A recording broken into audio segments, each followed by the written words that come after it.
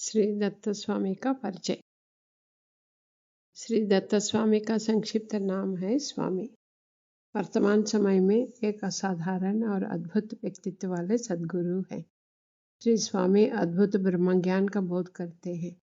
अत्यंत आकर्षित सुलभ शैली में भक्ति गीतों की रचना करके स्वयं स्वामी जी ने ही गाया।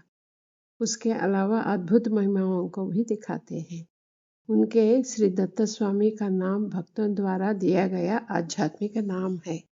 उनके भक्तों का प्रगाढ़ विश्वास है कि स्वामी साक्षात दत्तात्रेय भगवान का नरावतार है। श्री स्वामी जी का माता पिता के द्वारा रखा गया नाम है वेणुगोपाल कृष्णमूर्ति। पारिवारिक नाम है जन्ना भटला। स्वामी का जन्म आंध्र प्रांत के गुंटूर जिले के नागलवरम नामक गांव में पुण्य दंपति श्री वीरभद्रಯ್య और श्रीमती हनुमायम्मा जी के यहाँ हुआ। उनके पिताजी श्री वीरभद्रಯ್య एक प्रसिद्ध ज्योतिष पंडित तथा संस्कृत तेलुगु भाषाओं के आचार्य थे। उनकी माता श्रीमती हनुमायम्मा पवित्र संप्रदायों पर दृढ़ विश्वास रखती थी। भगवान श्री कृष्ण की और स्वामी की बाल लीलाओं में अद्भुत समानता देखने को मिलती है। जैसे कृष्ण का जन्म अष्टम संतान के रूप में हुआ था, वैसे ही स्वामी का भी अष्टम संतान के रूप में। बचपन में स्वामी का नामकरण संस्कार 7वें साल में हुआ। गांव वाले स्वामी के नटखटपन और बाल चेष्टाओं को देखकर उन्हें कृष्ण नाम से पुकारने लगे।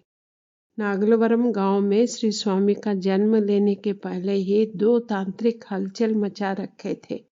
उन लोगों ने स्वामी जी के जन्ना भटला परिवार के 7 बच्चों सहित गांव के अनेक लोगों को काला जादू करके मार डाला।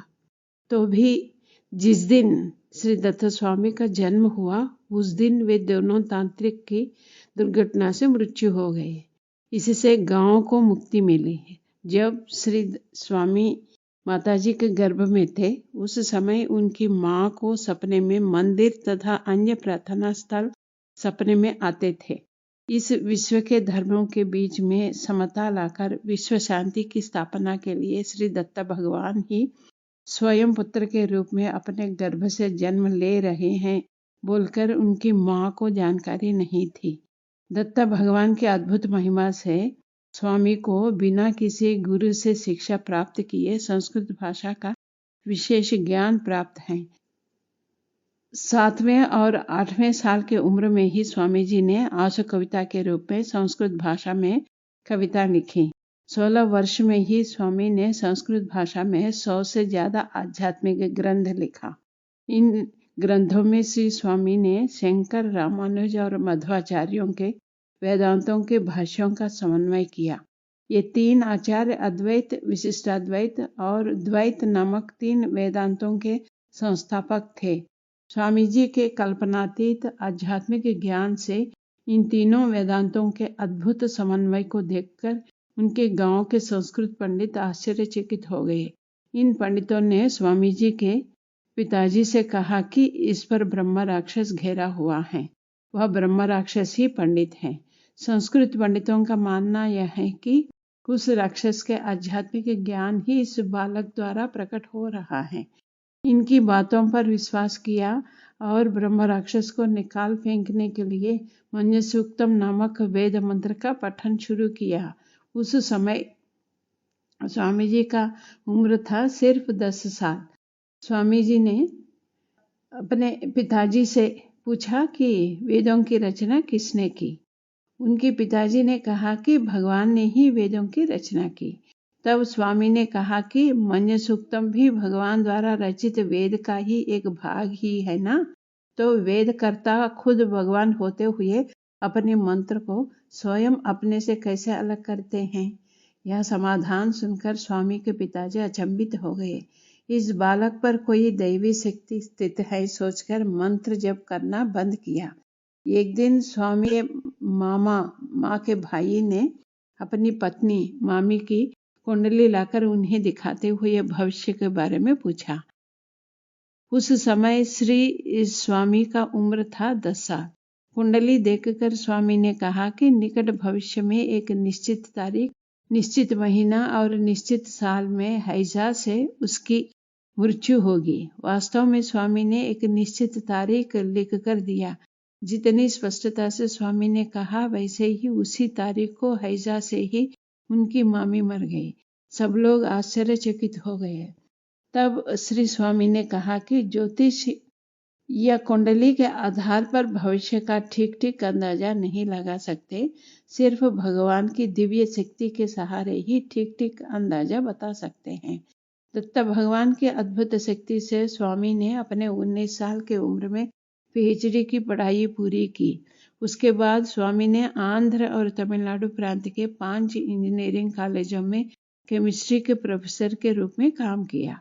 कुछ वर्षों के बाद स्वामी श्री सीबी के मूर्ति, उनकी पत्नी श्रीमती भवानी तथा अन्य भक्तगण के साथ श्रीशैलम पुण्य क्षेत्र का दर्शन करने गए थे।